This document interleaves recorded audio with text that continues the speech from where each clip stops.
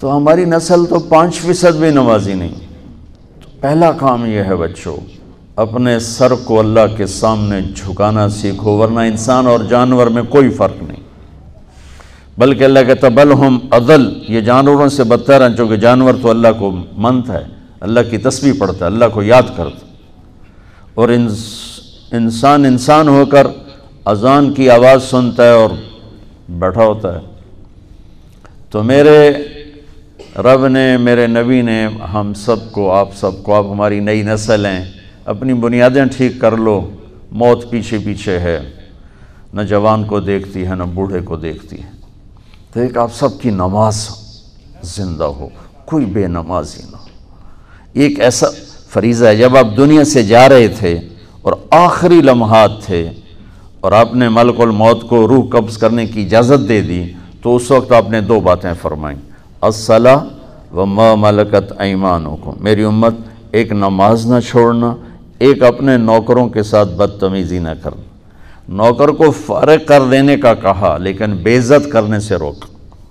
تو 2 باتوں کی وصیت فرمائی کہ ایک نماز نہ چھوڑنا اور ایک میری امت کے غریبوں پر رحم کرنا.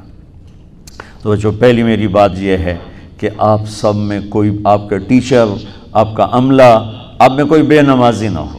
کبھی چھوٹ جائے قضا پڑھ لو، چھوٹ جائے قضا پڑھ لو. 1439 سال میں اگر کہیں نماز چھوڑنے کی گنجائش تاریخ میں نظر آتی ہے تو وہ کربلا کے واقعہ میں میرے نبی کے نواسے اور ان کے لشکر کے لیے گنجائش نظر آتی ہے کہ ظلم کی انتہا ہے اور مظلومیت کی بھی انتہا ہے، بے بسی کی بھی انتہا ہے، اور نماز نہ بھی پڑھیں. تو جنگ سے پہلے حضرت حسین کی آنکھ لگ گئی، آنکھ کھلی تو ہنسنے لگے. تو بہن نے پوچھا کیوں ہنس رہے ہو؟ کہنے لگے اللہ کے نبی خواب میں آئے، کہہ رہے ہیں تجھے لینے آ چکا ہوں. تو اب یہ نماز نہ بھی پڑھتے تو کیا تھا، اللہ کے نبی تو استقبال کے لیے کھڑے ہیں. لیکن عین جب بے بسی انتہا پر تھی اور سورج یوں ڈھلا تو آپ نے اسے اشارہ کیا، کس کو؟ زہیر، آپ کے لشکر کے ایک نوجوان زہیر، کہ شمر سے کہو تھوڑی دیر رک جاؤ، نماز پڑھنے تھی. اب بچے، میں نے بھی ہاسٹل لائف، تم تو ہاسٹل والے نہیں ہوگے، میں نے تو ہاسٹل لائف دیکھی 11 سال کی عمر میں. 11 سال کی عمر میں سینٹرل ماڈل سکول لاہور چلا گیا، پھر گورنمنٹ کالج، پھر وہاں سے اللہ نے تبلیغ میں لگا دیا. تو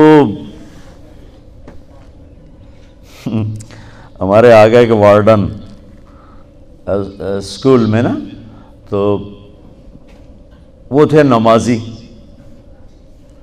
اور تھے بھی بڑے سخت. میں نے ان سے بڑی مار کھائی ہوئی. تو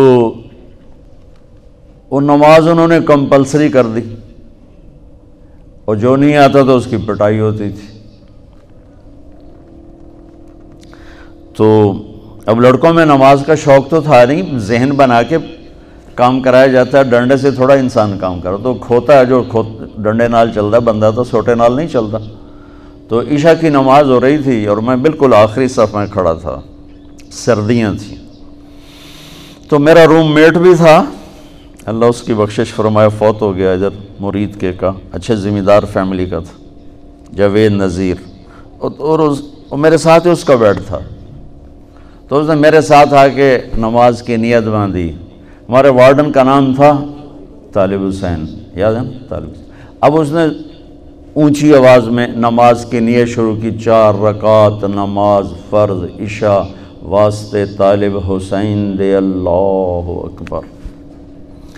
اب میں بھی تو واسطے طالب حسین تھا، میں نماز میں کھڑا ہوا، میں نماز میں نے کہا ایک ہی کیتا ہی وہ کہتا ہے اسی طرح میں طالب حسین دی پڑھدا پیا، میں کڑا اللہ دی پڑھدا پیا، اللہ اکبر رکوع میں. تو بچوں پہلی بنیاد ہے نماز ٹھیک کرو، اللہ سے تعلق ٹھیک کرو.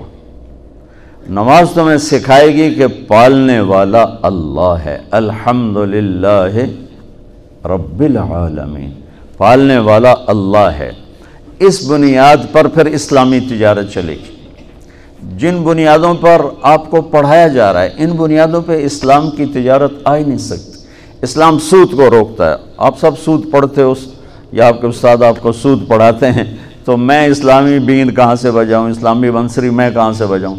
پہلی بنیادی غلط ہے، تو میں اس میں کیا کروں؟ مردہ لا کے سامنے رکھ دو جی، یہ دجرو پا دو تو رب دا ہی کام ہے، میرا کام تو نہیں۔